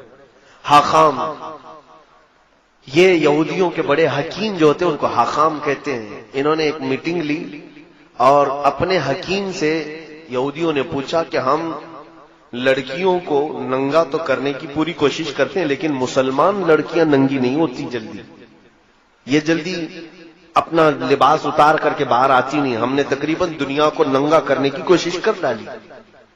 تو اس حکیم نے 150 سال پہلے کی بات بتا رہا ہوں، کیا مشورہ دیا جانتے ہیں؟ اس نے کہا تھا کہ لوگوں، تمہیں فطرت معلوم نہیں انسان کی. عورتوں کی فطرت یہ ہے کہ بچپن میں ان کو جیسا پہنایا جاتا ہے جوانی میں ویسے ہی پہنتی ہیں. اگر کوئی بچی بچپن سے دوپٹہ پہنتی ہو اور فل کپڑے پہنتی ہو، اچانک 16 سال کی عمر میں اس بچی کو آپ آدھے کپڑے پہننے کے لیے کہیں، نہیں پہن پائے گی، شرم و حیا زیادہ ہوتی ہے. آپ ہی کی بات لے لیں، ابھی آپ پینٹ شرٹ پہن رہے ہیں، فل کپڑے پہن رہے ہیں، اچانک آپ کو کہہ دیں چڈی پہنو اور ہاف بنیان پہن کے باہر آؤ، شرم لگے گی کہ نہیں لگے گی؟ حیا مانے ہوتی ہے. جو فل کپڑے پہنتا ہے وہ ہاف کپڑے میں جلدی نہیں آتا. ہاں، جس کی بچپن سے ہی ہاف کپڑے میں رکھ دیا جائے، وہ 16 سال کیا، 20 سال کیا، 40 سال کیا، وہ ننگا گھومنے میں اسے کبھی شرم نہیں آتی.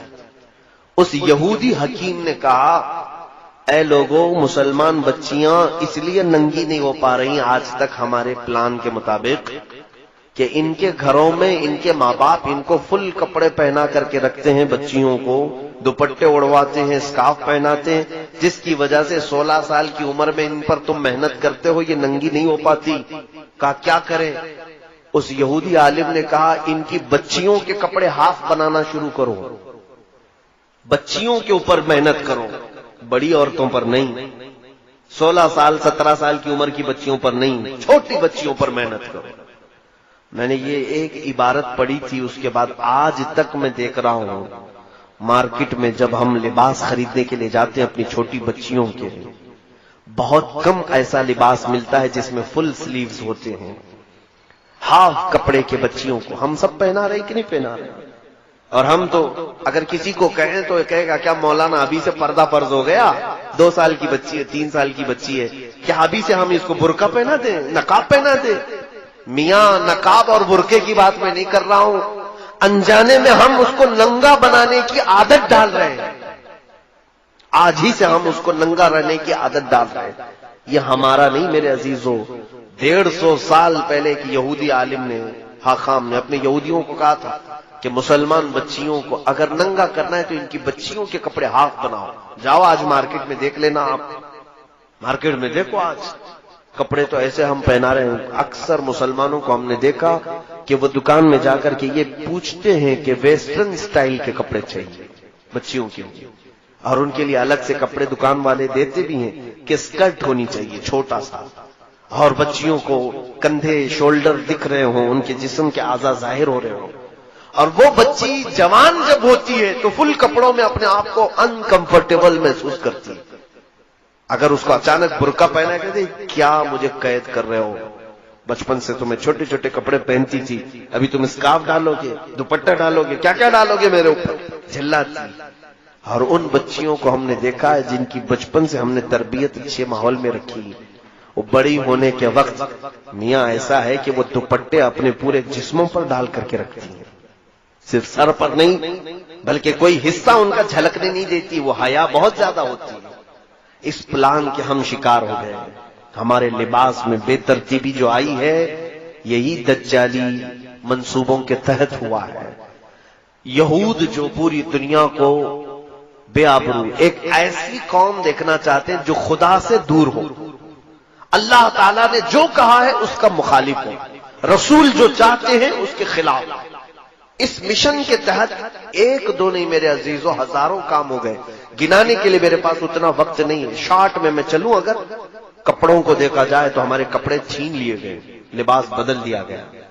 ہر نوجوان بچہ آج ہمارا یہ چاہتا ہے کہ مجھے ویسٹرن سٹائل کے کپڑے چاہیے، ہیئر سٹائل مجھے کسی ایکٹر کا چاہیے، لڑکیاں چاہتی ہیں کہ وہ ہیروئن بن جائیں، ایکٹریس کے لباس چاہیے، ایکٹریس کے ہمیں جانتے ہو یہ پورے ایکٹر اور ایکٹریس پر لاکھوں ڈالر کی لاگت پہ خرچ کیا جاتا ہے۔ کون خرچہ کرتا ہے؟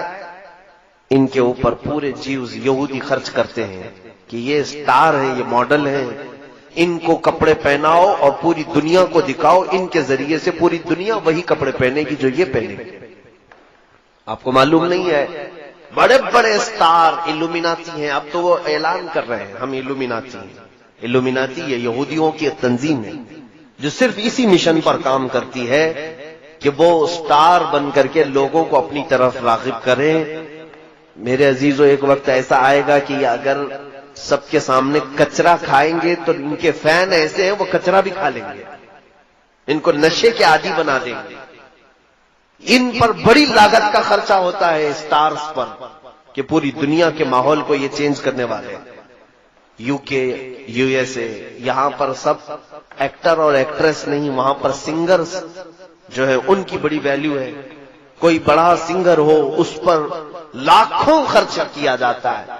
فٹ بال پلیئرز جتنے ہیں ان کے اوپر بہت ڈالر کے خرچ ہوتے ہیں کیونکہ ان کے لاکھوں کی تعداد میں فینس ہوتے ہیں، ان کو دیکھنے والی ایک بڑی دنیا ہوتی ہے۔ آپ دیکھیں کسی بھی ایکٹر کی آپ ہسٹری نکال کر کے دیکھیں، اس کے فالوورز کتنے ملینز میں ہیں، کسی کے بلین میں ہیں۔ ایک وہ عمل کرے گا تو پورے ملین لوگ اس کے فالوورز عمل کرنے لگ جائیں گے۔ یہودیوں نے بہت آسانی سے اپنے معاملات دوسروں تک پہنچانے کے لیے پوری دنیا کے کریم طبقے کو چوائس کیا ہے۔ یہ تھے لباس کی بات، اور جب انہوں نے یہ پڑھا ہے حدیثوں میں، ایک بات یاد رکھیں کہ ہم سے زیادہ حدیثیں وہ پڑھتے ہیں۔ یہ قرآن کے حافظ ہوتے ہیں، محدث بھی ہوتے ہیں، مفسر بھی ہوتے ہیں۔ آج مصر میں کتنے تو ایسے ہیں جن کو مستشرق کہا جاتا ہے، یعنی اورینٹلائز۔ یہ لوگ یہودی ہیں اور اسلامی تعلیمات کے ماہر ہوتے ہیں، یونیورسٹی میں پڑھا رہے ہیں۔ کائرو یونیورسٹی میں میری خود ملاقات تھی ایک ڈاکٹر جو اسلامی شریعت کی کتابیں پڑھاتا ہے، یہودی عالم، کہ ہم سے زیادہ پڑھتے ہیں۔ جب انہوں نے یہ پڑھا کہ مسلمان سب سے زیادہ ان کا لگاؤ اللہ اس کے رسول سے ہے، کم ہونے کے لیے مین چیز کیا ہے تو رزق ہے۔ ہمارا سارا معاملہ رزق پر چلتا ہے۔ اگر رزق اچھا ہے تو دعائیں بھی پہنچتی ہیں، عبادتیں بھی پہنچتی ہیں، اور رزق خراب ہو گیا تو سارا ہمارا کنیکشن کٹ گیا، ختم ہو گیا۔ ہماری دعائیں اجابت سے نہیں ٹکراتی، ہماری عبادتیں قبول نہیں ہوتی۔ تو رزق پر ایسا عمل کیا گیا ہے، ایسا کہ پوری دنیا میں آج دیکھیں چند سالوں کے بعد حلال کھانا ہمارے لیے مشکل ہو جائے گا۔ حلال کھانا مشکل ہے، بہت کم ایسے لوگ ہیں جو بچ پائے ہیں حرام سے، ورنہ تو پورا ایک طبقہ، عرب والے تو پورے کے پورے مبتلا ہیں۔ ان کے گھر گھر پر KFC اور میکڈونلڈ، سب ہوئے، نہ جانے کتنی ایسی فوڈ کی کمپنیاں پہنچی ہوئی۔ کئی ایسی کمپنیاں ہیں جو پورک بناتی ہیں، کئی ایسی کمپنیاں ہیں جو علل اعلان بیچتی ہیں کہ ہمارے ہاں خنزیر کا گوشت بکتا ہے۔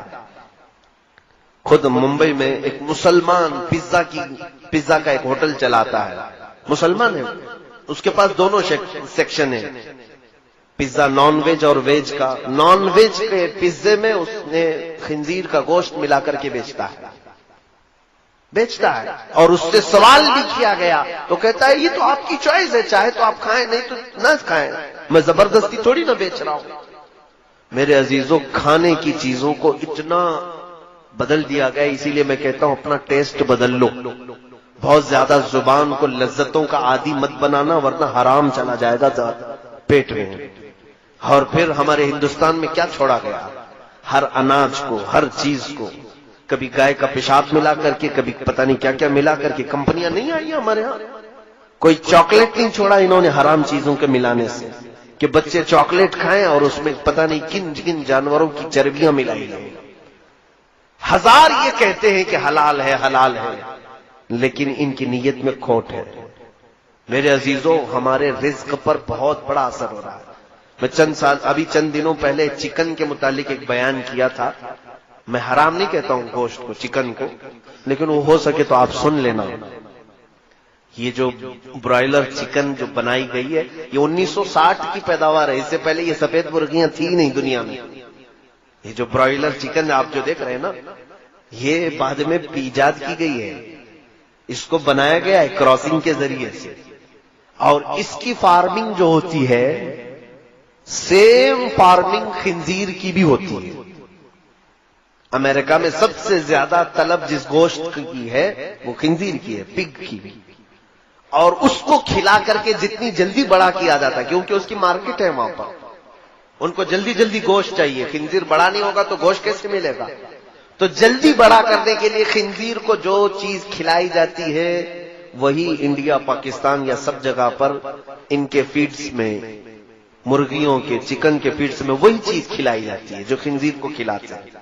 اسی لیے تو یہاں مرغیاں 40 دن میں بڑی ہوتی ہیں۔ ہمارا خود بھی فارم ہے، میرے بھائی فارم چلاتے تھے مرغیوں کو، مجھے معلوم ہے 40 دن نہیں ہوتا کہ یہ مرغی 2 کلو کی ہو جاتی ہے۔ کیسے؟ آپ اپنے گھر میں پال کر کے دیکھیں، 6 مہینے میں بھی بچہ ہی دکھتی ہے۔ یہ حیرت سے بہت تیزی سے بڑھاتے ہیں۔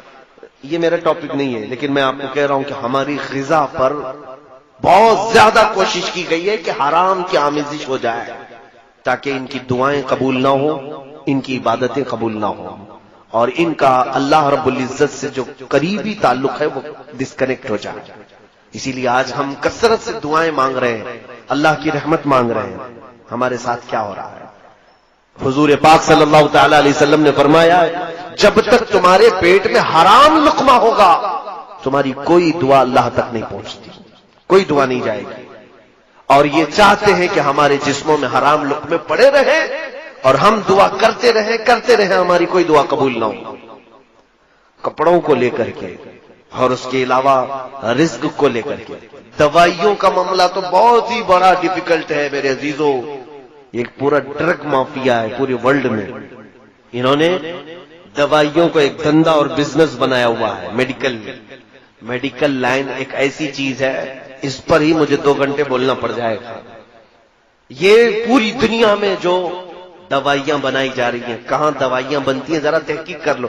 میں بار بار یہی افسوس جتاتا ہوں، ہمارے بچوں کو گیم کھیلنے سے فرصت نہیں، انٹرنیٹ میں فلمیں اور سیریل اور پتہ نہیں ڈرامے دیکھنے سے فرصت نہیں۔ کاش یہ کچھ نالج والی باتیں بھی اپنے موبائل سے دیکھ لیتے۔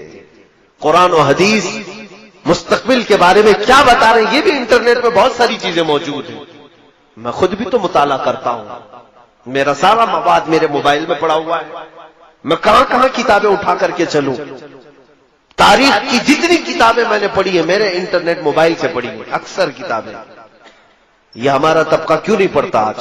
ہمارے نوجوان جو رات میں گیم کھیلنا شروع کرتے ہیں تو فجر ہو جاتی۔ کیا اللہ رب العزت کو تمہیں جواب نہیں دینا ہے کہ رات کس کام میں تم نے گزاری ہے؟ میرے عزیزوں، وقت بہت ہی تنگ ہمارے اوپر آ رہا ہے۔ یہ تھی باتیں۔ ڈرگ مافیا تو ایسی ہے کہ ایک گولی، میرے ان سے بھی بہت گہرے تعلقات ہیں، دوائیوں کی کمپنیوں والوں سے بھی۔ 75 پیسے کی جو گولی بنتی ہے وہ مارکیٹ میں 40 روپے 50 روپے کی بکتی ہے۔ ایک سٹنٹ جو لگایا جاتا ہے، یعنی بائی پاس سرجری کرنے والے یا پھر انجیوگرافی انجیوپلاسٹی جن کو ہوتی ہے، سٹنٹ لگاتے ہیں، $1 کا ہوتا ہے۔ $1 تقریباً 70 روپے کا سٹنٹ، اور اس کی قیمت یہاں پر 1 لاکھ 2 لاکھ روپے لی جاتی ہے۔ خیر یہ تو ان کی تجارت ہے، لیکن جانتے ہیں آپ کئی بیماریاں جان بوجھ کر کے وائرس کے طور پر پھیلائی جاتی ہیں۔ ہمارے ایک ڈاکٹر شفیق ہیں، ان کی تحقیق ہے، وہ کہتے ہیں کینسر یہ کوئی بیماری ہے نہیں، یہ وائرس ہے جو چھوڑا گیا ہے، اس کا علاج موجود ہے، لیکن چاہتی نہیں پوری ڈرگ مافیا کہ وہ علاج ہو جائے۔ اگر یہ علاج، بہت چھوٹی چھوٹی پتیاں ہیں، افغانستان کی کچھ پتیوں سے ایک ڈاکٹر صاحب نے علاج بھی کیا کینسر کا۔ وہ کہتے ہیں ان پتیوں پر اور اس کے جوس پر امریکہ نے پابندی لگا دی کہ لا نہیں سکتے تم۔ کیوں؟ یہ نہیں چاہتے کہ کینسر والے صحیح ہو جائیں۔ کیوں؟ کینسر جتنا بڑھے گا اتنا مال ڈرگ مافیا کو پہنچے گا، اتنی زیادہ، کروڑوں نہیں اربوں کی تجارت ہے یہ میرے عزیزوں۔ پوری دنیا میں گولڈ پر قبضہ اگر کسی کا ہے تو انہی کا ہے۔ سنا ایک لفظ پر آپ توجہ دیں، آپ کو میں بتاتا ہوں ان کو کیا کہتے ہیں، یہودیوں کو انگلش میں کیا کہتے ہیں معلوم ہوگا نا آپ کو، جیوز۔ اور دنیا میں آپ دیکھنا سونے کی گولڈ کی جو بھی دکان ہے اس کو کیا کہتے ہیں، جیولری۔ کیا کہتے ہیں، جیولری۔ یہ جیوز کا لفظ جیولری کے اندر ساتھ میں رکھا جاتا ہے۔ وہ یہ تمہیں احساس دینا چاہتے ہیں کہ سونے پر صرف ہمارا حق ہے، سونے پر صرف ہمارا حق ہے۔ اور یہ بھی آپ کو میں بتاؤں کہ ان کی پلاننگ کہ پوری دنیا میں سونے اور چاندی کو یہ قبضہ کریں گے اور یہ جو بولیں گے وہ کرنسی چلے گی۔ آج دیکھیں یہ کرنسی کا معاملہ بڑا ڈیفیکلٹ ہے۔ مجھے آج اعلیٰ حضرت فاضل بریلوی کی یاد آتی ہے، سرکار امام احمد رضا خان فاضل بریلوی رضی اللہ تعالیٰ عنہ 100 سال پہلے ہی ایک رسالہ لکھا ہے، کفل الفقیہ الفاہم فی احکام القرطاس والدراہم۔ اس پہلے زمانے میں کرنسی کیا چلتی تھی جانتے ہیں آپ؟ سونے کے سکے، چاندی کے سکے۔ توجہ چاہوں گا، سونے کے سکے، چاندی کے سکے۔ سونے کے سکوں کو دینار کہتے تھے اور چاندی کے سکوں کو درہم کہتے تھے۔ درہم اور دینار چلتے تھے پہلے۔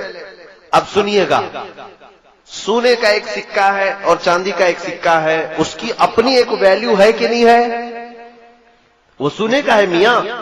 آج اگر ظاہر سی بات ہے کسی بھی سکے پر بادشاہ کی فوٹو ہوگی جو اس وقت بادشاہ چل رہا ہے، چلے بادشاہ ختم ہو گیا، دوسرا بادشاہ آ گیا، کیا وہ سکہ بیکار ہو جائے گا؟ سکہ خراب ہو جائے گا؟ نہیں، صرف فوٹو بدلنا ہے، جاؤ میلٹ کرو، سنار کو دو، وہ میلٹ کر کے دوسرا سکہ بنا دے گا، لیکن اس کی ویلیو ہے کہ نہیں؟ چلے حکومت ختم ہو گئی، جو سکے چل رہے تھے چاندی اور سونے کے، لے جاؤ سب بیچو۔ ارے آپ کو تو کلو کے وزن پر قیمت ملے گی، سونے اور چاندی کی ویلیو ہے کہ نہیں؟ یہ یہودیوں نے پوری دنیا سے سونے اور چاندی کے سکوں کو ہٹا دیا اور اس کی جگہ پر کاغذ کے ٹکڑے لائے۔ کاغذ کے ٹکڑے، پہلے نوٹ تھی نہیں پوری دنیا میں کہیں پر، یہ کاغذ کے ٹکڑوں کو لائے اور اس پر لکھ دیا 1000، تو اب ہم سمجھ رہے ہیں 1000، اس پر لکھ دیا 2000، ہم سمجھ رہے ہیں 2000، جبکہ وہ کاغذ بھی اتنا ہی ہے جتنا نیوز پیپر والا کاغذ ہے، کوئی فرق نہیں ہے پیپر میں۔ ہاں تھوڑا اچھا کاغذ استعمال کرتے ہوں گے، پرنٹ نکال سکتے ہیں آپ، لیکن وہ کاغذ اس کی ویلیو ہے اپنی، وہ تو ابھی ابھی ہمارے سب کو سمجھ میں آ چکی ہوگی۔ 2 سال پہلے صاحب نے اعلان کیا تھا رات میں کہ آج سے 9 بجے کے بعد 1000 اور 500 کے نوٹ کی ویلیو ختم، تو دوسرے دن وہ کیا ہو گئے؟ آج اگر آپ کے جیب میں 1000 روپے کی پرانی نوٹ ہو تو آپ کو مجرم سمجھ کے پکڑ کے لے جائیں گے۔ عزیزو، یہ کرنسی ایسی ہے کہ اس کی اپنی ویلیو نہیں ہے۔ اگر کسی کے پاس اس زمانے کے، چلیے میں کہتا ہوں 1000 کے نوٹ جمع ہیں، بہت سارے ہیں، بھول گئے تھے آپ چینج کرانا، انہوں نے تو ٹائم بھی دیا تھا 2 مہینے کا، چینج کرا لو، بھول گئے تھے، ابھی اب کہیں تھیلی سے نکلا۔ آج کے زمانے میں کہاں لے کے جاؤ گے آپ؟ 1000 کے نوٹ ہیں، کہاں لے کے جاؤ گے؟ RBI بھی نہیں لے رہی ابھی۔ کسی بینک میں جاؤ گے، میرے 1000 کے پرانے نوٹ بدل کے اب 2000 میں دے دو، کہا وہ دروازہ بند ہو گیا، کہا کیا کرے؟ تو بینک کہے کہ جاؤ کسی بنیا کو دے دو، پوڑیا بنائے گا، شکر ڈال کے بیچے گا، اس کے علاوہ تو ان نوٹوں کا کچھ کام نہیں، یا تو آپ کلو کے حساب میں بیچ کے چلے جاؤ۔ لیکن سونے اور چاندی کی کرنسی کے ساتھ ایسا ہو سکتا ہے؟ اسی لیے سونے اور چاندی کی کرنسی کو پوری دنیا سے ہٹا دیا گیا۔ یہ چاہتے ہیں کہ کرنسی صرف اور صرف نوٹ کی چلے۔ اب اور آگے سنیے، اب آگے کا پلان یہ ہے کہ کرنسی یہ بھی ہٹا لی جائے گی، کیش لیس کر دیا جائے گا آپ کو، اور آپ کے ہاتھوں میں اب نوٹ بھی نہیں ہوں گے۔ دیکھیں آپ ڈیجیٹل انڈیا کا نعرہ لگتا ہے کہ نہیں لگتا؟ آپ کے پاس پے ٹی ایم ہو، ATM ہو، موبائل سے آن لائن آپ پے کر دیجئے، آن لائن سسٹم چل رہا ہے کہ نہیں؟ اب کوئی بھی پیسے بہت زیادہ لاکھوں کے جیب میں لے کے نہیں گھومتا، بلکہ اب آن لائن ٹرانزیکشن زیادہ ہے، تو کوئی موبائل سے کر دیا یا پھر ATM سے کر دیا. اس سے بھی آگے کی بات سنیے آپ, اس سے بھی آگے کی بات. یہاں کوئی بٹ کوئن والے لوگ ہیں کیا؟ بٹ کوئن اگر ہیں تو توبہ کر لیں, اس سے باز آ جائیں. بٹ کوئن ایک کرنسی ہے جس کو آج تک کسی نے نہیں دیکھا, لیکن اس وقت بہت زیادہ وہ خریدی جا رہی ہے. بٹ کوئن یہ مافیا چلا رہے ہیں اس کو, کچھ مجرمین ایک کرنسی چلا رہے ہیں پورے ورلڈ میں. اللیگل ہے یہ, لیکن اس کی قیمت جانتے ہیں؟ ایک بٹ کوئن 12 لاکھ 13 لاکھ کی بکتی ہے آج, اور بیوقوف لوگ خرید بھی رہے ہیں اس کو. آج خریدا آپ نے 12 لاکھ, کل بیچو تو شاید 13 لاکھ میں بک جائے. تو سوچتے راتوں رات ہم لاکھوں کما رہے ہیں لوگ آن لائن, لیکن وہ ہاتھ میں نہیں ہوگی آپ کے. وہ کرنسی آپ کیسی دکھتی ہے وہ معلوم نہیں, لیکن آن لائن ہے. یہ ان کے منصوبے سنیے. ایک حدیث کی طرف آ کر میں اپنی گفتگو کو سمیٹتا ہوں, ختم کرنا ہے, آخری بات ہے. میں یہ گفتگو رات بھر چلے تو بھی ختم نہیں ہوگی جو ٹاپک انہوں نے دیا ہے. بس میں آپ کو صرف ایک چسکی دے کر کے جا رہا ہوں, بس کہ آپ ایک گھونٹ پی لیں, انشاءاللہ بعد میں پانی پھر سے پلایا جائے گا. آگے کا پلان یہ ہے کہ کیش لیس کر دو, اور ATM PayTM کچھ کارڈ بھی نہیں, بلکہ کرپٹو کرنسی ایک آئے گی. کرپٹو کرنسی کیا ہے؟ ایک چھوٹی سی میموری کارڈ کی طرح سا ایک چپ, جیسے موبائل میں ڈالتے ہیں آپ, اس میں سارا ڈاٹا آتا ہے کہ نہیں آتا؟ چھوٹی سی چپ آپ کو انبلٹ کر دی جائے گی ہاتھ میں, اور یہ آلریڈی آسٹریلیا میں چل رہا ہے. ہاتھ میں انجیکٹ کر کے ایک چھوٹی سی میموری کارڈ اس کو ڈال دیا جائے گا. اس کے اندر آپ اپنے بینک کھاتے پورے اس کے اندر رکھو, آپ کے گھر کے پیپر, جائیداد کے پیپر, جتنا ڈاکیومنٹس ہے وہ سب اس کے اندر رہے گا. ظاہر سی بات ہے پیپر گم ہو جائیں تو بھی کچھ فرق نہیں, آپ پیپر جلا دو, نوٹ ختم کر دو, سارا آپ کا کہاں ہے؟ آپ کے ہاتھ میں. آپ کو تو اچھا لگے گا نا. اب کارڈ لے کر کے چلنے کی بھی ٹینشن نہیں, پیسے لے کے چلنے کی بھی ٹینشن نہیں, میرے ہاتھ میں چپ ہے, اور چوری ہونے کا بھی ڈر نہیں, کوئی چوری بھی نہیں کر پائے گا. کیا کرے گا؟ تو سب کو یہ آسان لگ رہا ہے, اور لوگ قطار میں لگ لگ کر کے انبلٹ کروا رہے ہیں کرپٹو کرنسی کو. لیکن اس کا دوسرا پارٹ کیا ہے جانتے ہیں آپ؟ اچھا, اس کو آپ کیسے دیکھیں گے کہ میرے اکاؤنٹ میں کتنے ہیں؟ آپ اپنے انگوٹے کا اپنا تھم کہیں پریس کریں, تھم پریس کریں گے آپ, تو آپ کا پورا جتنا اکاؤنٹ ہے وہ ڈیجیٹل میں دکھائی دے گا کہ آپ کے پاس اتنے لاکھ روپے ہیں, اتنے ہزار روپے ہیں, آپ کے جائیداد کے پیپر یہ ہیں, سب آپ دکھا سکتے ہیں کسی بھی جگہ. وہ ہوگا کچھ پلان, میں نے تو اب تک دیکھا نہیں, لیکن سنا ہے یہ چل رہا ہے. اب اس کے بعد کیا ہوگا؟ اس کے بعد کیا ہوگا؟ ہم نے کرنسی سب ہٹا دی, گھر میں بھی پیسے نہیں, بینک میں بھی پیسے نہیں, کہیں نہیں, سب کہاں ڈال دیا ہم نے؟ اس چھوٹے سے چپ میں ڈالا ہے. لیکن وہ ویلیوبل ہے, دنیا اس کو کہے گی تم کو دکان میں کچھ خریدنا ہے تو جاؤ تھم لگاؤ, 1000 روپے کے سامان خرید کر کے لاؤ. ابھی کل ہی ہم جا رہے تھے, دھورا جا رہے تھے, ہم نے دیکھا جس کار میں ہم بیٹھے ہوئے ہیں کار پر ایک چھوٹی سی وہ چپ لگائی تھی, ٹول ناکے سے کار گزری, اچانک اس کا گیٹ اٹھ گیا.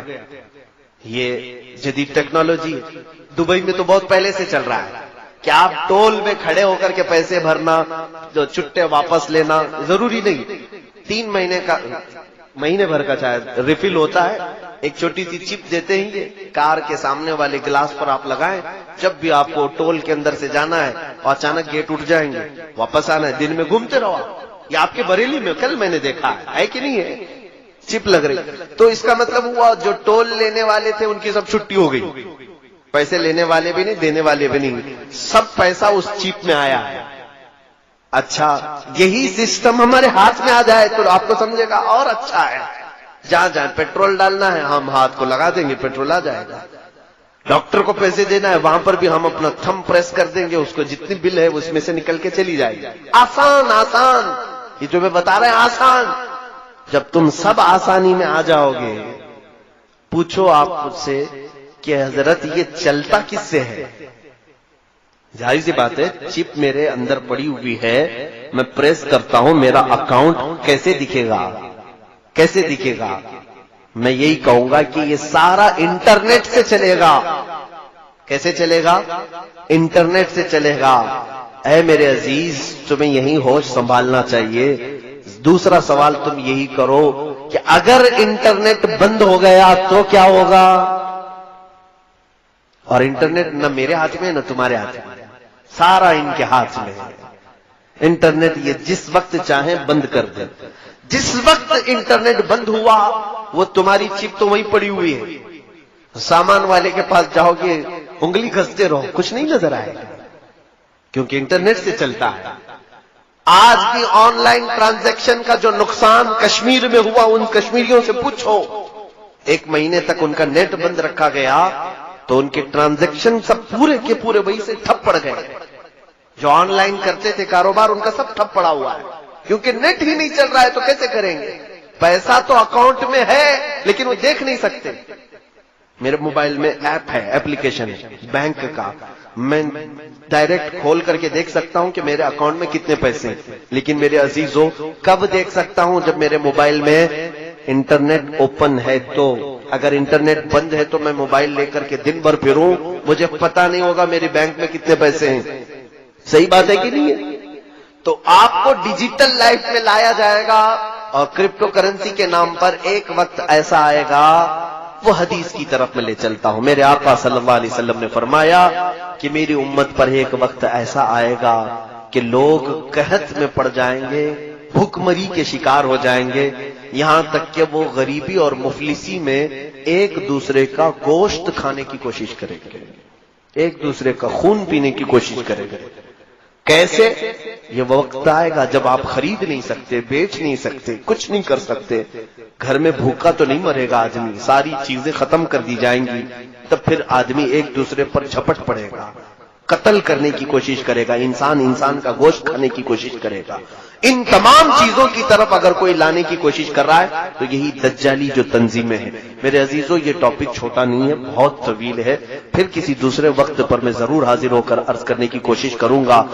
جو کچھ بیان ہوا وہ آغاز باب تھا. آج یہ کہنا مناسب ہوگا جو کچھ بھی بیان ہوا وہ آغاز باب تھا، لیکن میں انٹلیکچوئل طبقے کو یہ ضرور کہنا چاہوں گا، تم الرٹ رہو، تم حدیثوں کو پڑھو.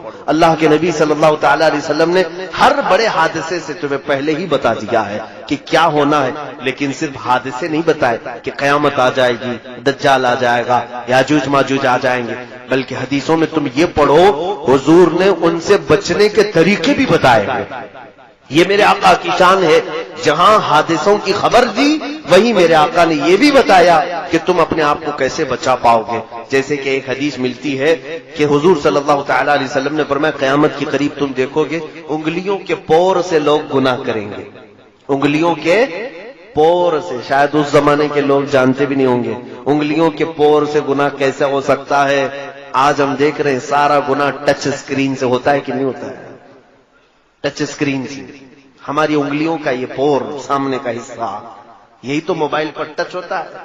ہر نوجوان بچے اور بچیوں کے ہاتھوں میں جو آج موبائل ہے، اور اپنی تنہائی میں اور اپنے مجمع میں یہ کیا کیا دیکھتے ہیں یہ اللہ جانتا ہے. اور وہ بھی جانتے ہیں کہ اکثر لوگوں کا موبائل غیر امانت دار ہے. بہت سارے لوگوں کا موبائل ان کے دل سے زیادہ غلیظ ہو چکا ہے. میرے عزیزوں یہ ہم انگلیوں سے اتنے گناہ کر رہے ہیں جتنی ہماری شرمگاہ بھی اتنے گناہ نہیں کرتی جتنا ہماری انگلیاں گناہ کر رہی ہیں.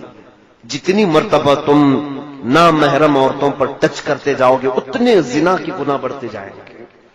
کیونکہ حدیث میں ہے العین تزنی، آنکھ بھی زنا کرتی ہے، انگلی بھی زنا کرتی ہے. پتہ نہیں ہماری انگلیاں کتنی بار زنا کرتی ہیں.